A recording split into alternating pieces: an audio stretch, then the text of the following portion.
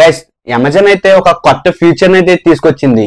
అదేంటంటే try and by. ఇది ఎలా వర్క్ అవుతుంది అంటే, ప్రెసెంట్ OnePlus ఒక డివైస్ కి అయితే ఉంది. ఆ డివైస్ కనుక మీరు కొనుక్కోవాలనుకున్నారంటే ముందర కార్ట్ లోకి అయితే యాడ్ చేసినప్పుడు అక్కడైతే ట్రై అండ్ బై అనేది చూపిస్తుంది. అది కనుక క్లిక్ చేసి ₹149 అయితే కట్టారంటే అమెజాన్ కి సంబంధించిన వాళ్ళు ఆ ఫోన్ పట్టుకొని మీ ఇంటికి అయితే వస్తారు. వాళ్ళు మీకు ఒక 20 నిమిషాల టైం అయితే ఇస్తారు.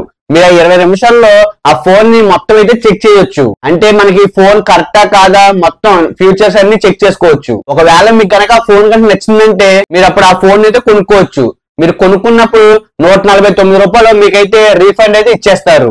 అమెజాన్ పే బ్యాలెన్స్ అయితే పడతాయి. ఒకవేళ మీకు ఆ ఫోన్ కనుక నచ్చకపోతే మీరు కట్టిన ₹149 వెనకైతే రావు, అవి అయితే కట్ అయిపోతాయి. మోస్ట్లీ హై ఎండ్ డివైస్ లకైతే ఈ ఫీచర్ అయితే ఇస్తారు. ఎందుకంటే బడ్జెట్ ఫోన్ లో గమ్ముని ఎవరైతే అలా చూడరు కాబట్టి. గురువేంద్ర అని చెప్పి ఒక వ్యక్తి అయితే స్విగ్గీ ఇన్స్టాలో అయితే కూరగాయలు అయితే కొన్నాడు. స్విగ్గీ ఇన్స్టా అనే ఒక యాప్. ఆ యాప్ లో అయితే తినైతే కూరగాయలు లాంటివి అయితే కొంటూ అయితే ఉంటాడు. తిన క్యాలీఫ్లవర్ అయితే ఆర్డర్ అయితే చేసుకున్నాడు. అక్కడ 400 నుంచి 600 గ్రాముల మధ్యలోకి అయితే చూపిస్తుంది.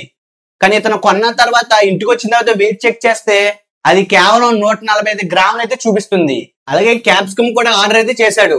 అక్కడైతే 250 గ్రామ్స్ అయితే చూపిస్తుంది. కానీ ఇతనికి వచ్చిన క్యాప్సికమ్ వెయిట్ చూస్తే 170 గ్రామ్స్ అయితే ఉంది.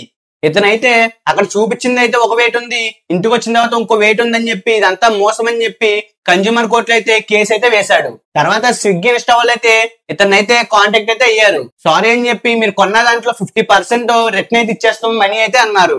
కానీ వ్యక్తి అయితే ఒప్పుకోలేదు.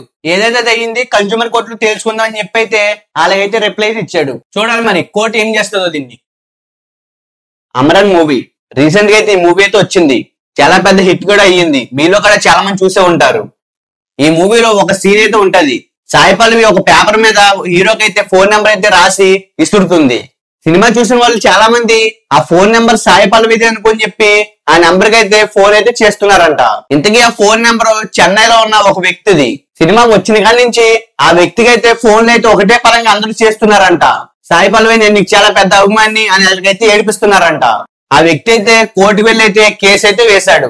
నా మొబైల్ నెంబర్ నా పర్మిషన్ లేకుండా మీరు ఎలా వాడుకుంటారని చెప్పి కేసు అయితే వేశాడు. మీరేమనుకుంటున్నారు దీని గురించి కింద కామెంట్ చేయండి.